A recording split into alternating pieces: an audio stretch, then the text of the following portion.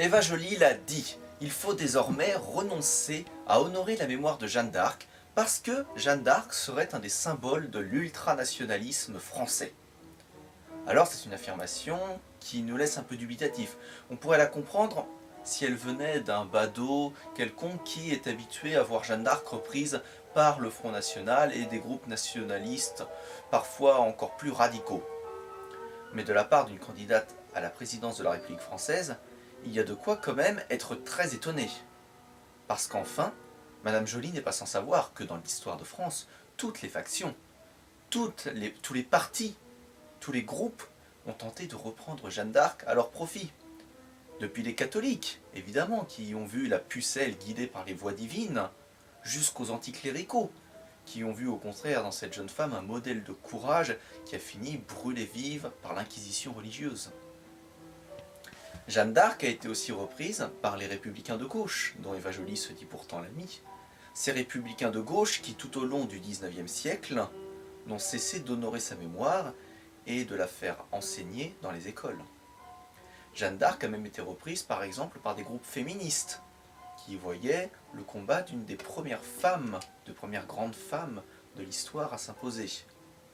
Alors enfin, en faire un simple symbole de l'ultranationalisme français est assez déplorable.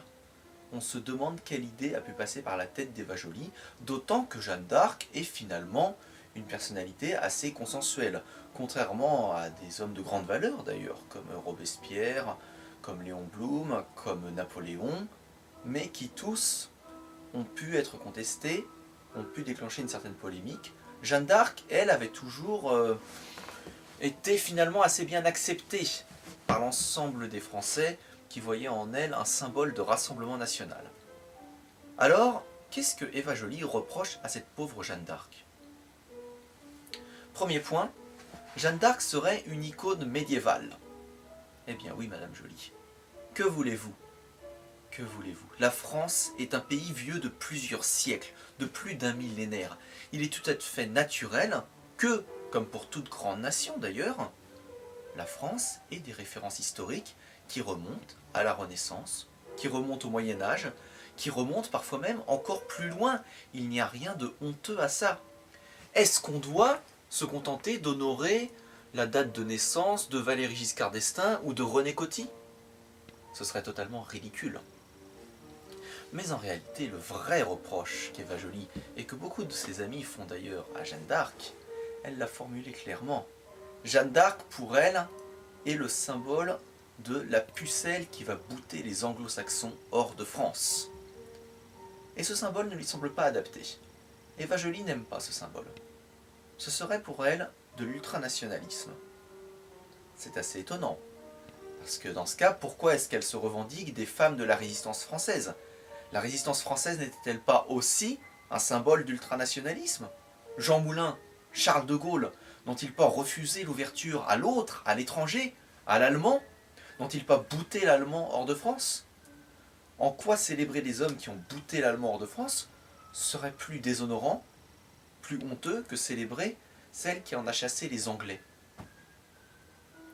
Mais Eva Joly est à vrai dire coutumière du fait. Elle avait déjà déclaré le 11 novembre dernier qu'il fallait cesser de voir cette date comme celle de la victoire de la France sur l'Allemagne. Non, ça devait être une simple date européenne. Et c'est là qu'on voit en réalité ce qui gêne Eva Joly et beaucoup de ses amis de Europe Écologie. Il ne faut pas que la France célèbre les grandes dates où elle s'est libérée, que la France célèbre les grandes dates où elle a défendu sa souveraineté.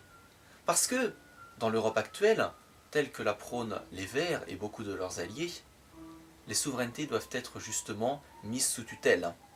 Une grande Europe, dirigée par les Allemands, par les Anglais, par les Français, peu importe, mais une grande Europe dans laquelle les souverainetés nationales et donc les héritages historiques qui les fondent doivent être oubliés.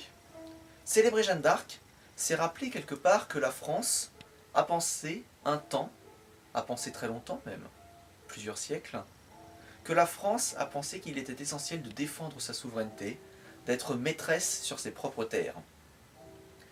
Donc finalement, honorer Jeanne d'Arc, c'est un peu rendre hommage à tous ceux qui se sont battus pour la souveraineté de la France.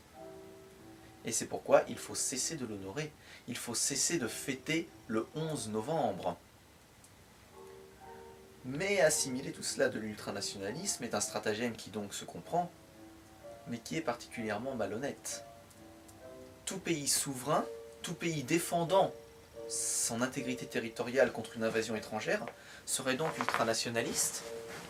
Doit-on rappeler à Madame Eva Joly qu'elle lutte contre la France-Afrique? Mais les adversaires de la France-Afrique ne sont-ils pas, dans ce cas, des ultranationalistes? Thomas Sankara n'a-t-il pas mérité d'être exécuté, puisqu'il avait refusé de s'ouvrir à l'autre, à l'étranger, à la France, aux Français, à leur économie, à leur monnaie, à leur armée?